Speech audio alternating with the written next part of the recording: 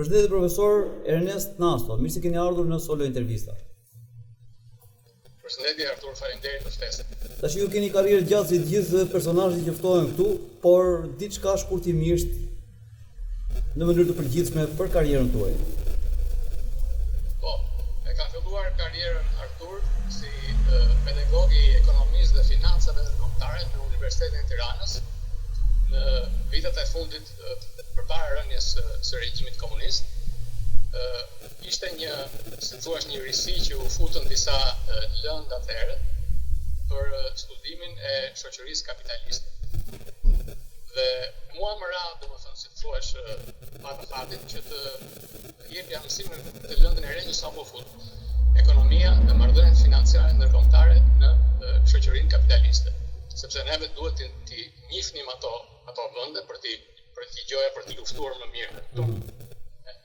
Dhe kështu që pas disa vitesh që dash të lëndë në Universitetin e Tiranës, shkova për specializim për studime doktorale në Francë, në Marseille dhe në Aix-en-Provence, ku vazhdova të jem pedagog atje në Institutin e Studimeve Politike, si pedagog i politikës ekonomike, në Aix-en-Provence të Francës.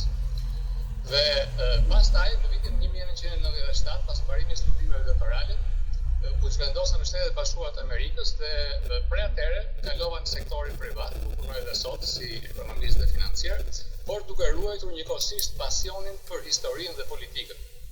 Dhe ishte pikërisht ky pasion që më drejtoi të specializohesha në lëmin e politikës dhe historisë amerikane, sepse siç e dim, ato kanë një ndikim të madh në fatet e gjithë vendeve të botës, të thoshim, dhe në veçanërisht të thosha Artur nga lidhja e veçantë e politikës amerikane me fatet e Shqipërisë. E dim, edhe në vitin 1919, në kohën pas luftës parabotërore, edhe pas 80 vjetësh në vitin 1999, siç e dim, me luftën e mbështrimit në Kosovës. Kur ka pasur një ndikim historik. Dhe pikërisht nga kjo u nisa për të specializuar në këtë fushë.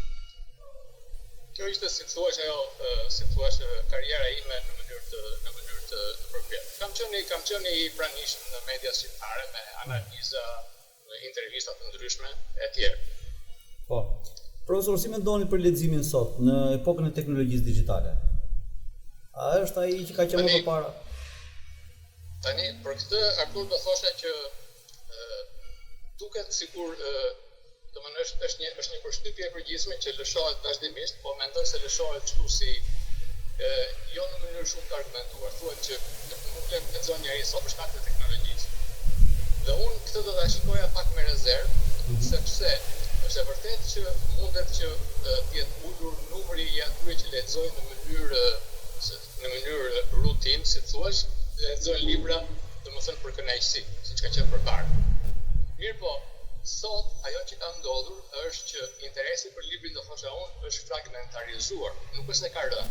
Edhe kjo shqipen nga shumë tregues, për shembull, një tregues që mund t'i japësh për këtu për Shtetet Bashkuara të Amerikës, për shembull, numri atyre personave që raportojnë që lexojnë disa libra në vit,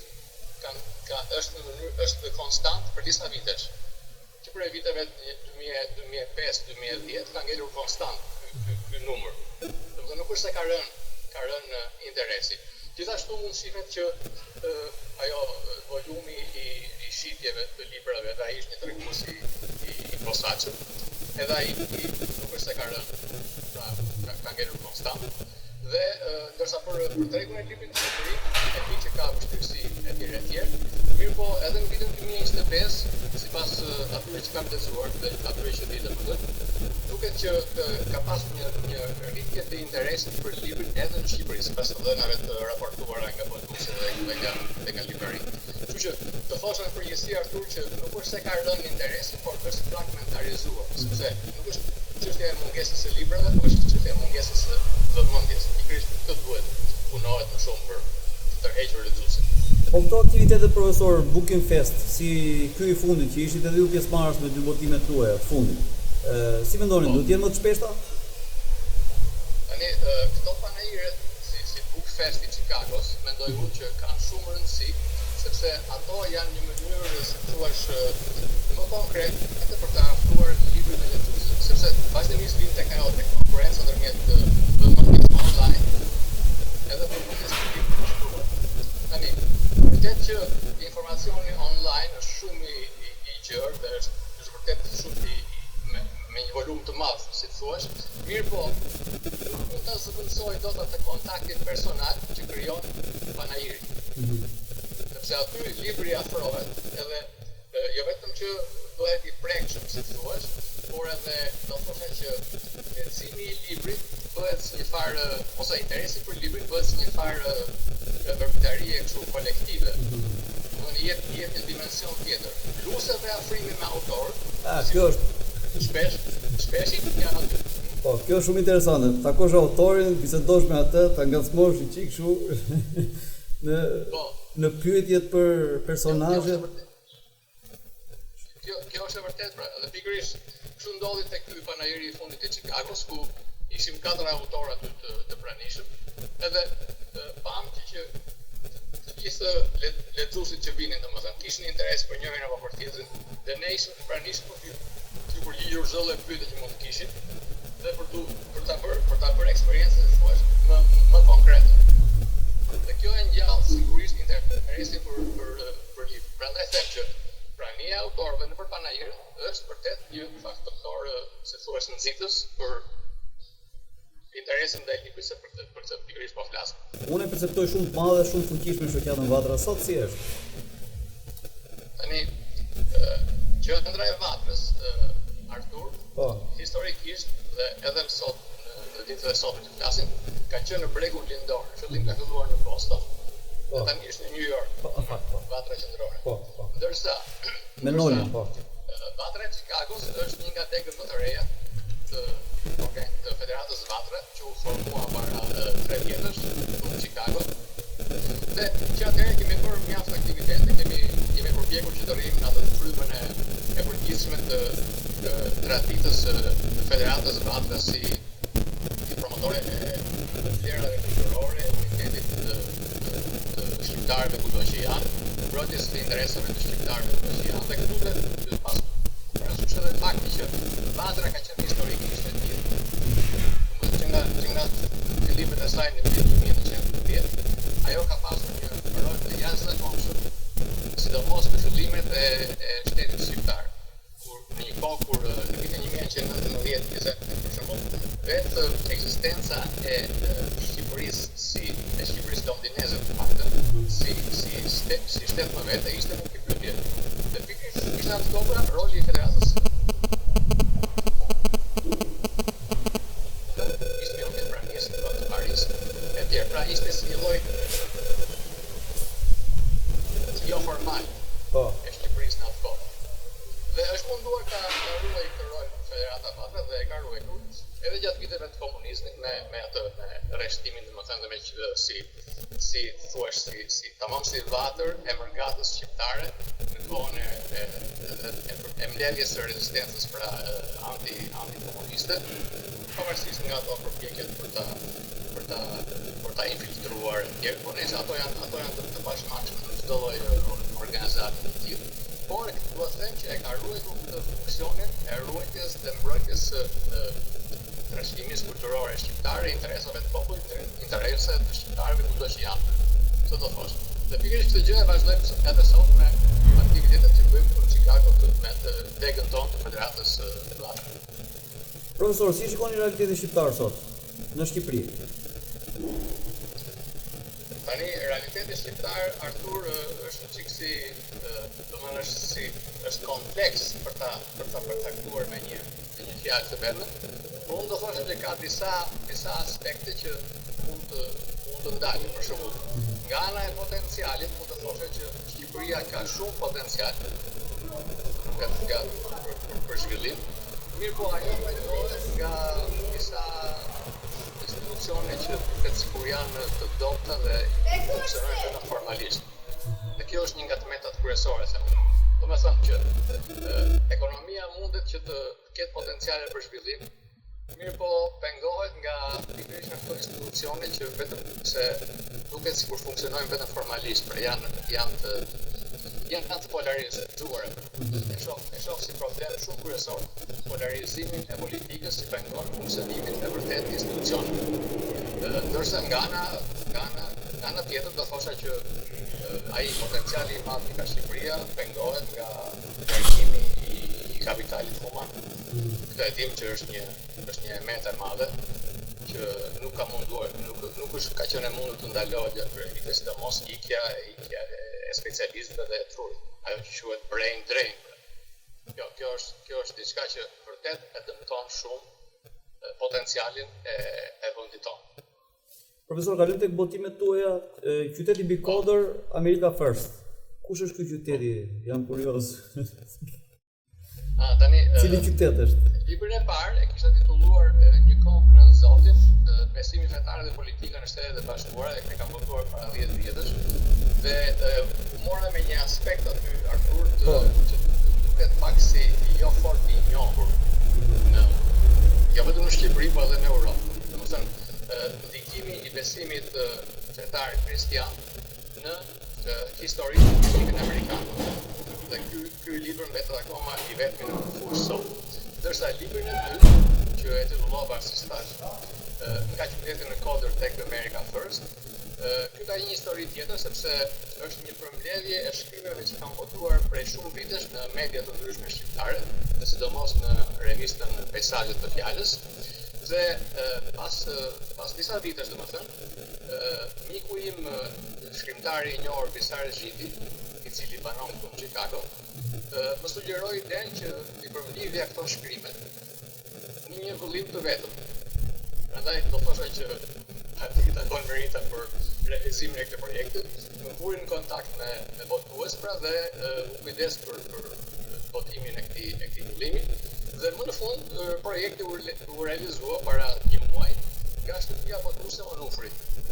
Dhe libri tash sapo ka dalë në qarkullim. Tani, ai qyteti bikodër që pyetet është një figurë që është përdorur historikisht për Amerikën si ai si thuaç si shembulli dhe ai drita ndriçuese e demokracisë dhe e lirisë në botë. Dhe vjen nga Bibla, sepse ka një thënie të Jezusit që thotë që një qytet që ndriçohet bikodër, qyteti ndriçëm bikodër nuk mund të fshihet pra. Dhe pikërisht çu ka qenë konceptimi I gjithë imigrantëve të parë që u vendosën në Amerikë, për ta parë vend të ri që po krijoi si shokë të ndriçuar të lirisë të demokracisë. Domethënë ky imazh I qytetit bikodër pra është evokuar vazhdimisht nga presidentët amerikanë gjatë gjithë këtyre viteve, sidomos nga Reagan është përdorur me një intensitet shumë të madh. Imazhi I qytetit bikodër pra I shembullit të Amerikës si kështjella, si thuaç e lirisë dhe demokracisë, dhe shembulli I lirisë dhe demokracisë. Dhe pastaj këtë e kam vënë në kontrast me konceptin e sotëm të America First, që ka një ndryshim të thosha unë dhe cilin jam munduar që ta shpjegoj në libër për ndryshimin ndërmjet këtyre dy koncepteve. Kjo është origjina pra e qytetit bikodër. Profesor, mendoni ju që shkrimtari duhet të jetë një model në shoqëri që duhet ndjekur? Tani për këtë edhe kjo është një pyetje që e ka konsiderat brenda Artur, sepse kur pyetja duhet marrë si model, e mendon e implikon që vërtet që duhet marrë. Po tash unë do thosha që shkrimtarët janë njerëz si të tjerët dhe mund të merren domethënë si shembull për aspekte të veçanta. Unë personalisht, për shembull, unë njoh 2 shkrimtarë nga afër. Po.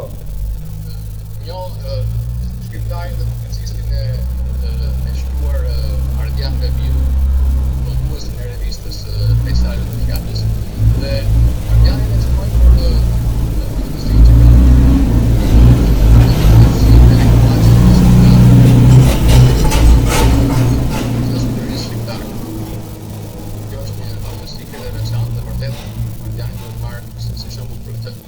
Ndërsa, si që përmendëm më parë, njoh dhe kam mik personal shkrimtarin Bisar Zhiti. Dhe Bisarin unë do ta si shumë kurajos intelektual të denoncuar krimet e diktaturës, të cilin ai e ka ka provuar, dhe e ka dëshmuar, sepse edhe duke qenë pra i persekutuar dhe i dënuar për burgjet e diktaturës në atë kohë, ai mundi që të mbetet shkrimtar dhe të shkruaj dhe të vazhdoj krijimtarinë e tij. Fshehura zgjedhën në burg, ka shkruar dhjetra poezi, të cilat i ka votuar më vonë, dhe gjithë krijimtaria e tij prej atëherë pra është dëshmuar nga kjo kurajo intelektuale për të denoncuar të keqet të madhe dhe të kaluarën pra diktaturës në Shqipëri dhe pasojat e saj për shoqërinë shqiptare sot. Visari ka po ashtu meritën që mund të thosha që me gjitha ato vuajtje, ai ka ngellur, nuk ka asnjë mbledh dhe ka ngellur tërësisht human. Dhe kjo është një gjë, është e rrallë si parë. Prandaj e theksova në mënyrë veçantë. Profesori, në fund bisedës, kemi një mesazh për shqiptarët këtu edhe aty. Mesazhi i përgjithshëm që do thosha, që do flasim për librat, është që të vazhdojnë të lexojnë sa më shumë libra dhe të edukohen në mënyrë që të jenë në gjendje të ndajnë, si thuaç, informacionin e vërtet nga informacioni i rrem, sepse ky është problemi i sotëm që shikohet në gjithë shoqërinë shqiptare, por edhe perëndimore. Dhe do thosha që vetëm që duke lexuar sa më shumë dhe duke qenë të aftë që si thuaç ta mbajnë vëmendjen tek ato gjëra që kanë rëndësi, dhe jo tek si thuaç tek Big Brother. Gjëra që nuk kanë fare rëndësi dhe që nuk prekin fare domosdoshmëtarët për atyre, jenë të informuar pra për mënyrën se si zhvillohet shoqëria, për faktorët që ndikojnë tek gjendja e shoqërisë shqiptare, për të qenë sa më shumë të edukuar dhe që të mundet që të ndikojnë pra tek ecuria e mëtejshme e shoqërisë shqiptare dhe për të qenë në gjendje që të votojnë si të krejt të informuar, pra jo të votojnë me preferenca partijake ose si kemi pas të përpara me partizanët. Partizanët. Kjo është një emet e madhe që duhet të informohen sa më shumë, dhe libri është një faktor i madh dhe mund i edukimit dhe informimit të vazhdueshëm të lexuesve dhe të krejt popullsisë shqiptare. Ju falenderoj profesor për bisedën dhe ju uroj suksese në botimet e tjera, edhe në punën tuaj akademike. Faleminderit Artur. Faleminderit.